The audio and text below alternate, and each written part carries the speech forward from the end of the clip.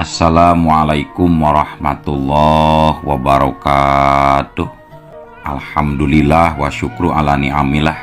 Urang ayeuna masih keneh tiasa ditepang dangukeun deui dina acara anu matuh kamemet urang sadayana, nyatana dina pagelaran dongeng Sunda jejer carita Aki Ruminta. Atuh sumangga kanu teu acan subscribe geura subscribe heula, ngarah langkung pogot sareng langkung semangat deui ka si mamangna dina enggoning medar ieu dongengna. Atuh ngarah teu nyangklong tingkana waktos sumangga ayeuna mah urang lajengkeun deui dongeng Aki Ruminta. Kumaha salajengna? Aki Ruminta nyobaan nenangkeun dirina oge nenangkeun Julpikar anu jadi anakna anu sarua pinuh ku rasa kahariwang. Bari batina nyawang ka tempat anu anggang, ngajujug ka tempat anu jauh ngaliwatan panon batin. Cilaka pamajikan aing teh tetela aya anu nyulik. Nasa makhluk nanya cek gerentes Aki Ruminta dina jero hatena ningali bapana ngadon ngahulang Julpikar kadenge tumanya.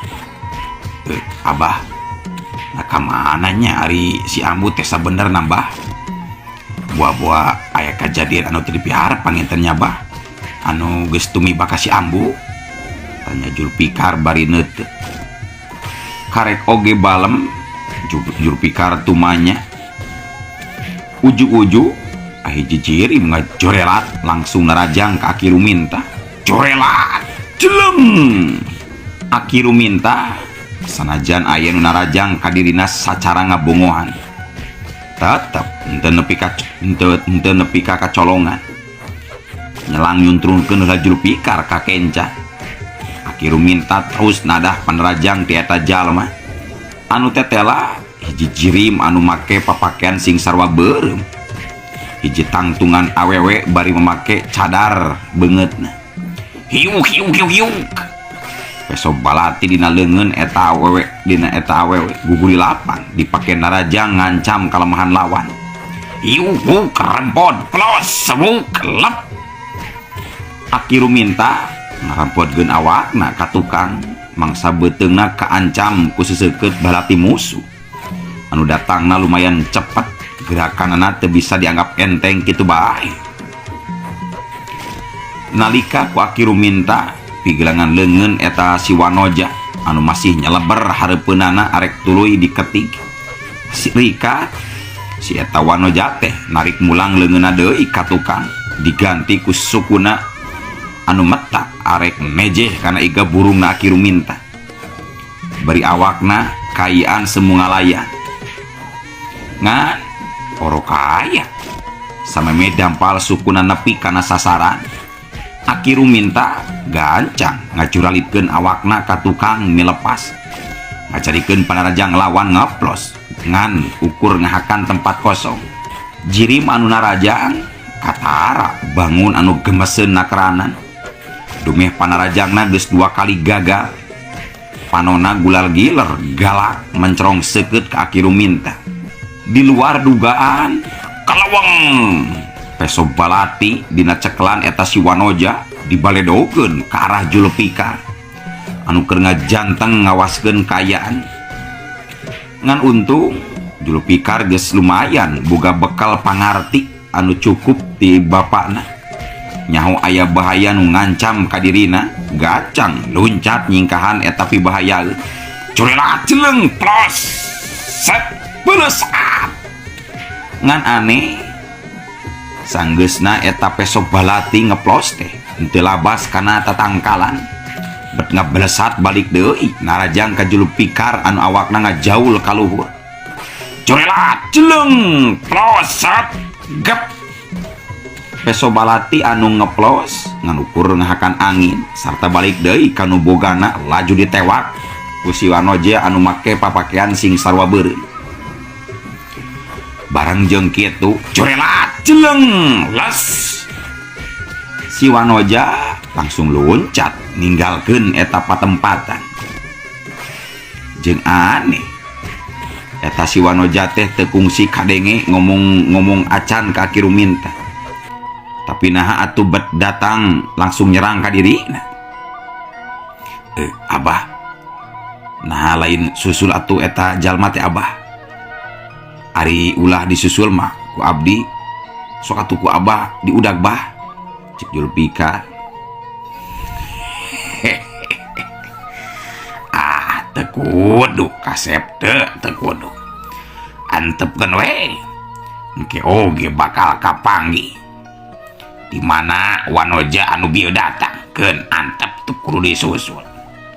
Ayeuna mah hayu urang katajuk heula urang salat lohor. Tong pohonya mandi heula terus dahar. Geus dahar mah urang ngeureuyeuh we lumampah bari bawa timbal. Duit oge ketang kudu mawa sabab keur bekal mun parang nyimpang ka warung. Jeung sugan aya tukang cilok di jalan. Ayo urang ngawadang heula ngawadang. Oh, nya muhun bah. Hayu atuh bah. Kumaha Abah we? Kumaha hadena bah? Abdi mah bade ngiringan hungkul bah. Singketna carita Ki Ruminta jeung Julpikar terus marandi. Laju ngalaksanakeun sanggeus rengse mandi rap disalin, laju muruh ka tajub pikeun salat zuhur. Rengse salat, laju muruh deui ka imahna. Geus nepi ka imahna deker we dalahar. Sanggeus beres dahar, saluyu ceuk anu geus dibadamikeun tadi.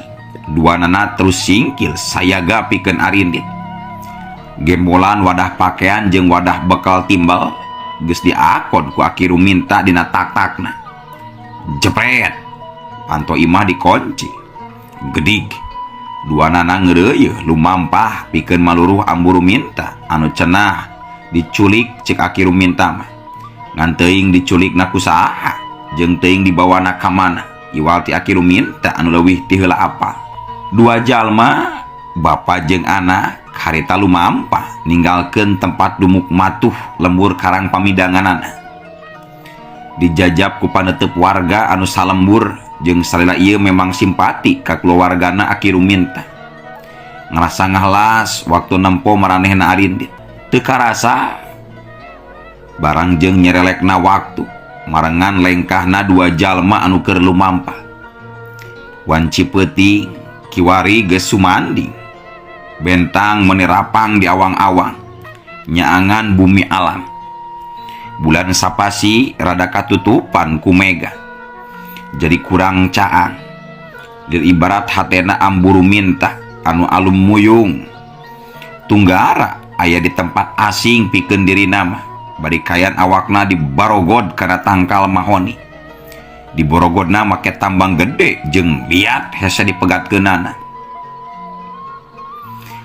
Di antara Ambu Ruminta anu keur diborogod, harita tembong aya nu nyampeurkeun hiji Wanoja bari memake pakaian sing sarua beureum tur dicadar.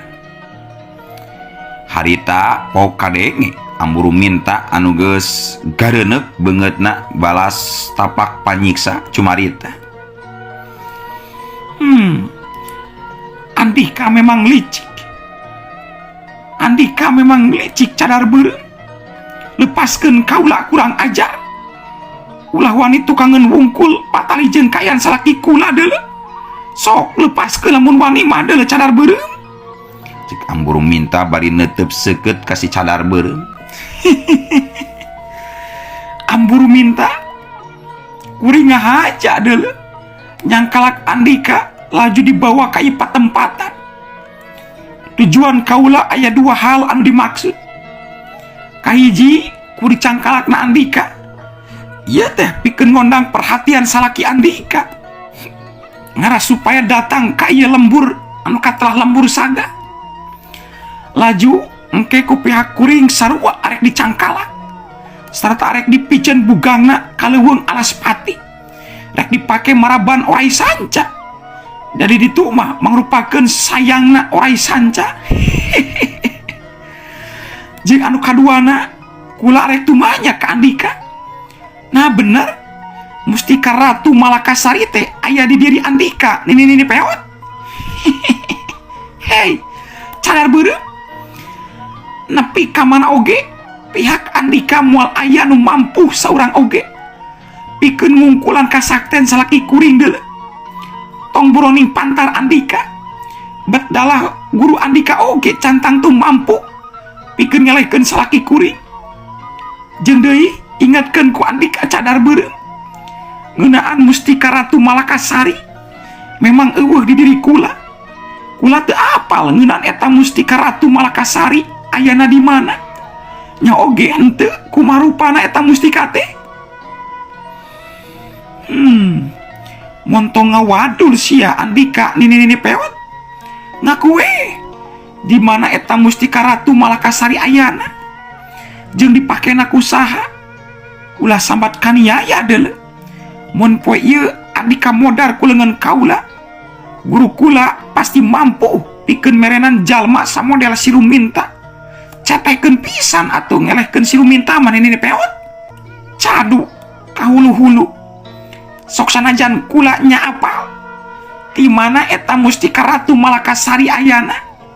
Rek nepi ka dicacak, disiksik, diwalang-walang oge. Cadu kudu ngabejakeun eta mustika ka Andika deuleu cadar beureum. Kurang ajar. Hayang dikieu sugan masia teh nini pewot. Hop, hiat! Sat, wush. Si cadar beureum anu nangtung hareupeun Amuru Minta dina jarak 5 lengkah. Katempo leungeun katuhuna tembong. Nyologodor ka hareup. Saolah-olah ngarameus kana beuteungna Amuru Minta. Padahal mah teu keuna. Tapi tumerapna memang hebat. Amuru Minta langsung ngajerit nahan ka nyeri. Tina bahamna ngagejlok getih kental semu hideung. Pejitna nyerina na taku asa diries atawa dipereut. Rasakeun sia ini pewot arek ngaku moal di mana ditendeuna eta Mustika Ratu. Mustika teh sok nyarita di mana? Kajeun nyawa kudu paturai jeung raga kula moal ngabejakeun di mana eta mustika ayana deuleu. Aduh, sok sia rek aku moal nini pewot. Mun teu ngaku wae kula bakal nitah prajurit ikat beureum pikeun nyiksa Andika nepi ka modarna deuleu sia nini pewot. Sarta bugang Andika bakal digebruskeun ka jero sumur panumbal anu di jerona geus nyampak orai-orai garalak jeung aya peurahan. Nah daek kitu Andika jadi hakanan orai kukutan kaula ha? Cek si cadar beureum bari ngeureunkeun tindakanana mangsa mentangkeun ilmu tanungna ka Amuru Minta. Anu kayanana mungguh pikawatireun pikeun jalma nu nempel. Awak Amuru Minta kayanana bangun geus leuseuh leuleus. Gue kumaha Andika cadar beureum.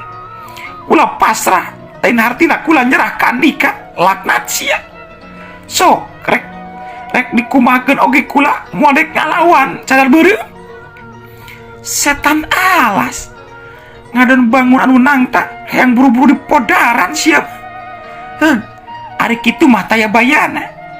Kukula dicumponan tah eta pamenta Andika teh nini pewot. Maneh hayang buru-buru modarnya. Temal cadar beureum. Si cadar beureum kadenge 2 kali keprok. Ti jero hiji wangunan tembong pating kurunyung 2 wanoja anu dangdananana sarua kawas cadar beureum.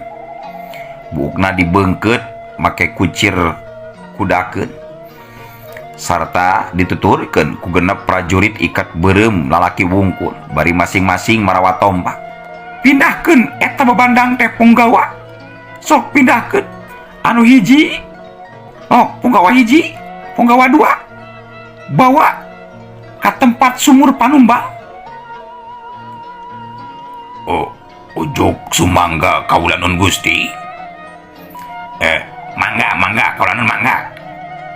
Punggawa hiji jeung Punggawa 2 narembalan meh barang bari manggut.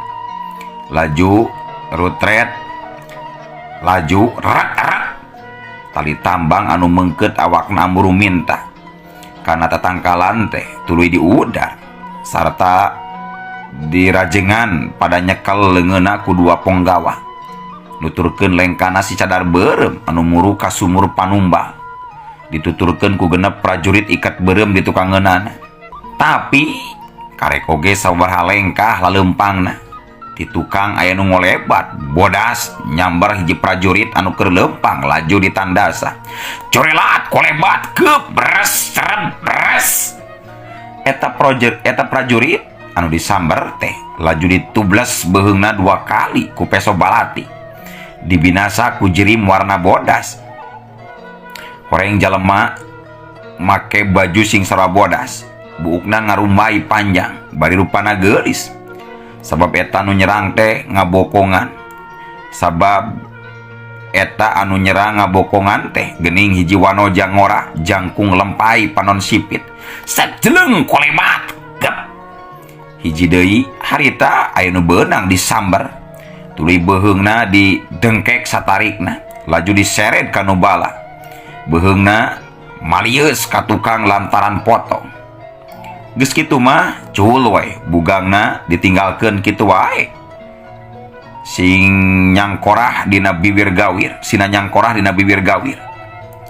sedangkeun prajurit ikat beureum anu karek sadar bari pating larenjak sabab baladna teu kanyahoan leungit 2 opatanana harita silih teuteuk. Tapi anu dihareup mah para ponggawa masih tonggoy we laleumpang bari mawa Ambu Ruminta kitu nanti can aya anu curiga kaya di tukang kumaha sarta barang jeung kitu anu duaan deui ujug-ujug pating burilang panona bari 2 leungeunna nyarekelan beheung tumbakna lagrag kana taneuh sungutna ngabudah kaluar getih kental ngan tapi teu bisa nyoara tina liang irung jeung ceulina sarua ngaluarkeun getih balukar ditenung ku wanoja anu make baju sing sarua bodas. Kalieung blak blak kosot kerjet kulahe 2 prajurit ikat beureum kiwari namahan deui anu binasa baturna deui anu duaan ngadon molohok jiga anu kasima ti hareup karek sadar harita pating lalieuk ka tukang kabehanana ngaliuk bari ngemuka kaget si sadar beureum ngagidir nafsu sabab prajuritna kasampak karibugang tanpa kanyahoan kumaha kajadian mimitina panca indrana tuluy museur harita teh panonna gulal gilar nyitenan eta patempatan. Tapi dina kayan keur kitu ujug-ujug euleuh waktosna kabujeng seepkeun atunya ieu dongeng teh urang cakapkeun we heula dugi ka dieu. Insyaallah enjing pageto baris dilajengkeun deui. Assalamualaikum warahmatullahi wabarakatuh.